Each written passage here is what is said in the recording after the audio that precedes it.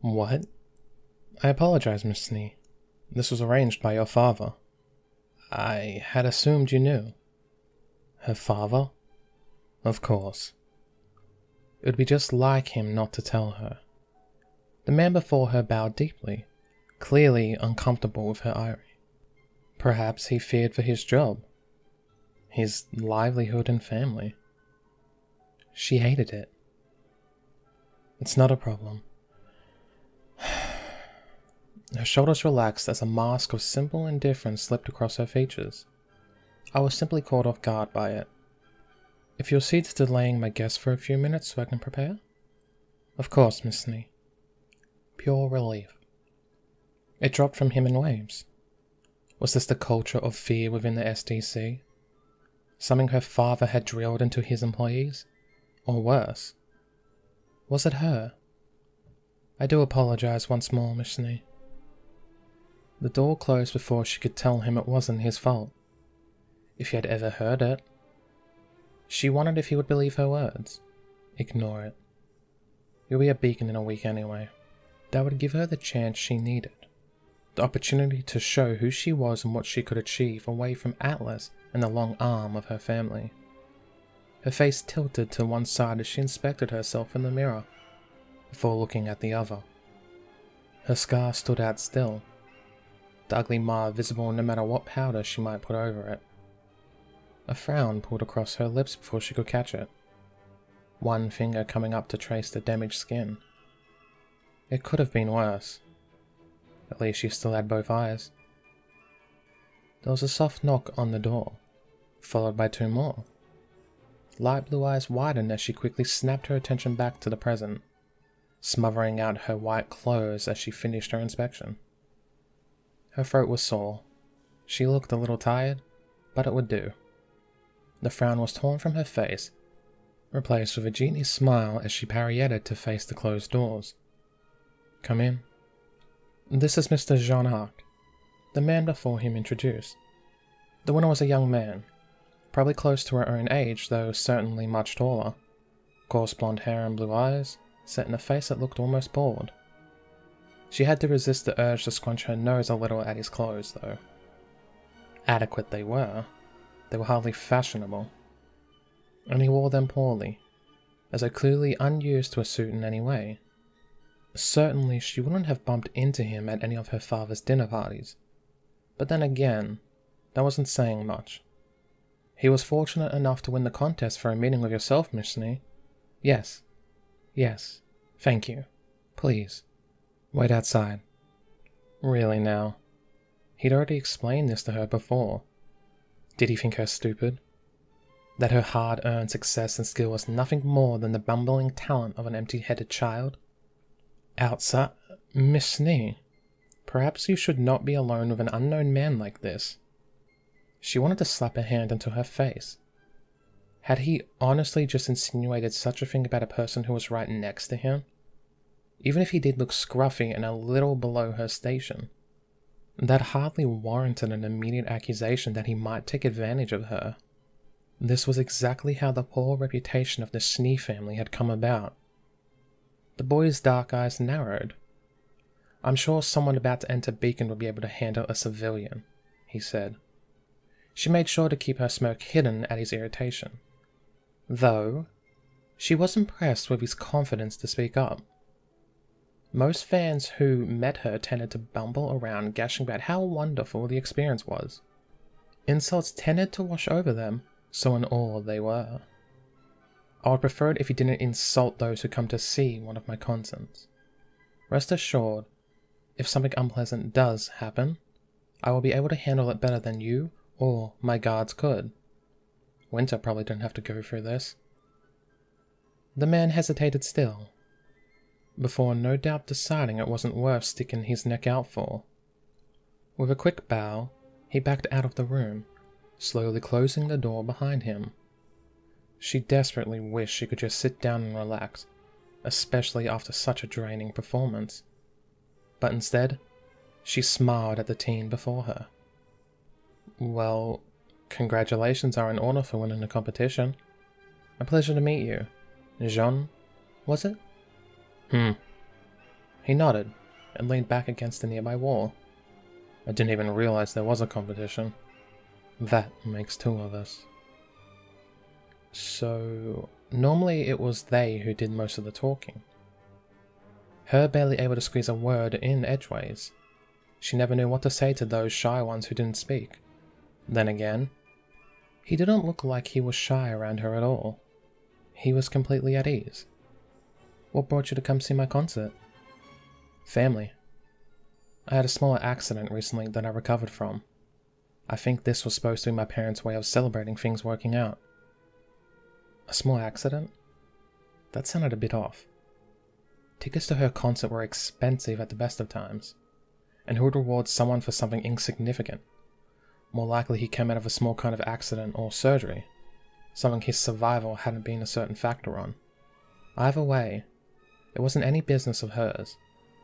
All she needed to do was remain polite and entertain him for 10 minutes or so, then send him off with an autograph or something. If he was another weirdo that requested a kiss, she would have to stab him. I'm glad to hear things worked out. Are your family here? Yeah, all 10 of us. Some of the surprise she felt at that number must have shown on her face, for the boy let out a short laugh.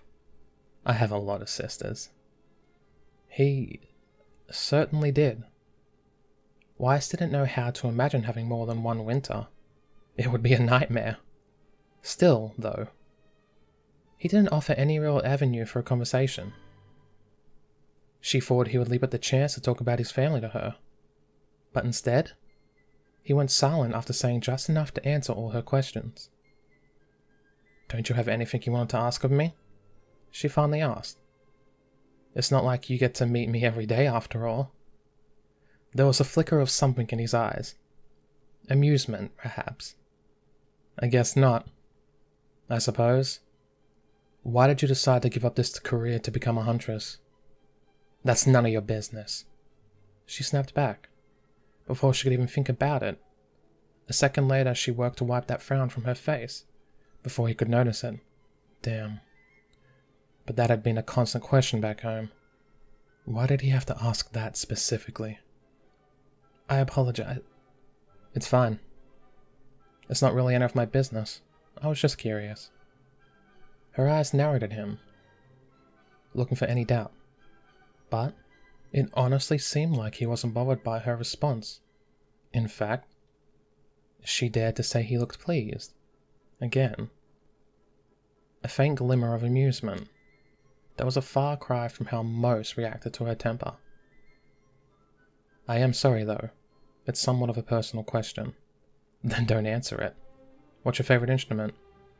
Piano? I like the piano more than anything. Piano music is good. I play the guitar myself. But I'd have liked to learn if we had one back home. She appreciated the swift change in topic, even if she hadn't prepared for it. Most would have tried to dig deeper, especially after winning an apology from her. You play music then? Is that why your parents brought you here? Yep. My goal was to travel remnant as a musician. My parents thought this would be a good experience for me.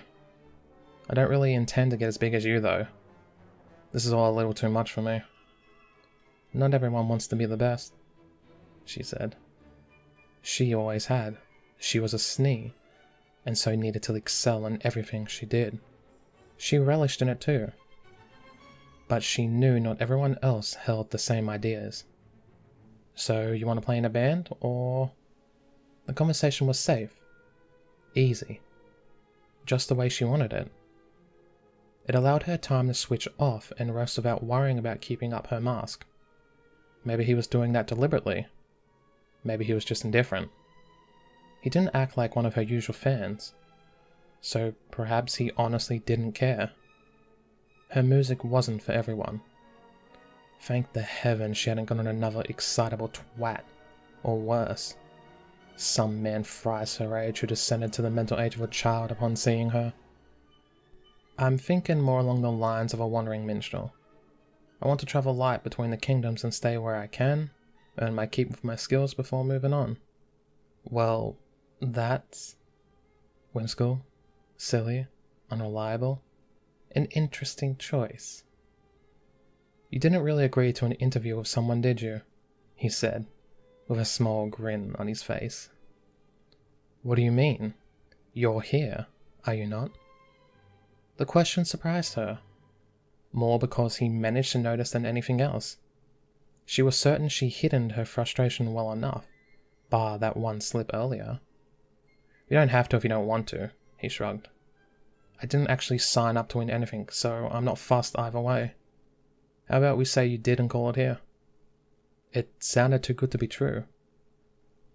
A typical trap laid by reporters and journalists who wanted to see her falter. Except that he didn't look like either. It would be nice to not have to waste time.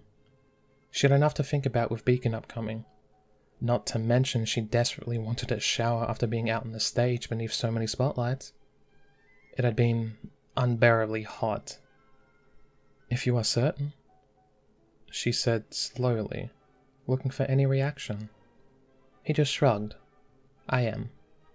It was nice to meet you, and good luck with Beacon and everything. You too, Jean. Good luck with your music. Maybe one day I'll get to hear you play. He had that amused look in his eyes again, but there was no comment as he nodded and moved away, letting himself out of her dressing room. It wasn't until the door clicked shut and she heard multiple footsteps moving away that she finally allowed herself to relax. With a long sigh, she flopped down into her seat before the mirror, letting the polite smile fade. What a strange guy. Okay, that hadn't gone too badly. Nothing had come up about Beacon and him. He avoided any traps that might have led to a reaction from her. He would become another face in the crowd for her. Maybe I overacted before. There was nothing that could have landed me on Beacon, other than me suddenly rediscovering my old crush and throwing myself beneath the bus for her. It had been weird to see the girl wearing that mask. She certainly had little use for it at Beacon. Oh, he's seen it once or twice. Usually when she was trying to talk to teachers or get out of trouble. Most of the time she was the snappy girl he'd seen small glimpses of back there. Maybe one day I'll get to hear you play. Hadn't he tried to play the guitar for her once? He could just about remember the look on her face as she slammed the door shut. Okay, well, his sisters would kill him if they realized he pretty much turned down an interview with Weiss Schnee because he didn't care. But other than that, it had gone pretty well. The tension was just about slipping away from him, the fear that had built up inside him draining out. And there was nothing to worry about. How would a raffle win to meet her have forced him into Beacon anyway? It was just Vale, getting to him as it had done earlier. No need to read into Ugh! Something collided with him. Falling to the floor, Jean struggled for another step or two, but managed to avoid collapsing atop the poor soul. With a nervous laugh, he held one hand out. Sorry about that. I wasn't watching where I was going. No problem. I suppose I too was lost in thought. Panic gripped his heart. Nope! His hand shot back, feet carrying him past the downed woman as though she might rear up and attack him. Every nerve in his body cried out in a desire to be anywhere other than where he was, that he had to run. What? Hera sounded surprised, still sat on her rear with one hand held up to accept his aid. Blue eyes scrunched shut as he broke into a jog. Anything to get away. Damn it, damn it, damn it, damn it, damn it. It was official. No way. Not a chance in hell. This couldn't be an accident. All of this together? It was impossible. Not this time, fate. I won't be your damn slave. A flash of green ahead of him had him cursing. The blonde ducking into a shaded alcove as Ozpin and Miss Goodwitch walked by. Always on the lookout, Galinda. Besides, if my eyes didn't deceive me, it's not just the boy who had some training. The eldest daughter carries herself with the confidence of someone who knows how to fight. The two passed by. Yet, he still gave it another minute before he crept out of the alcove. Sapphire? She would be torn apart at Beacon. No, he wouldn't let it happen. She was too old to go and didn't even have her aura unlocked. Osmond might want him, might just want an arc. But that didn't mean he would get one. Dad would be on my side in stopping him. We just need to get away from Vale. He just needed to avoid bumping into anyone else from Beacon. Whatever was causing this couldn't force him to go. All of this. It was just temptation. Trying to convince him. I've already made up my mind. Jean whispered as he approached his family. I'm not going, and that's final. I don't care what happens. He wouldn't be a toy.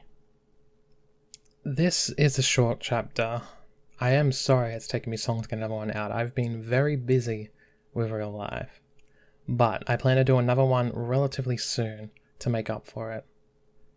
I just love this story, so it's never going to get abandoned if anyone's worried about that. I'm not the person to, well, give up.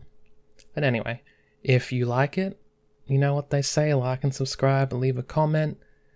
As always, it helps the channel out. That's what everyone says, but it's up to you what you decide to do. But hey, have a good day.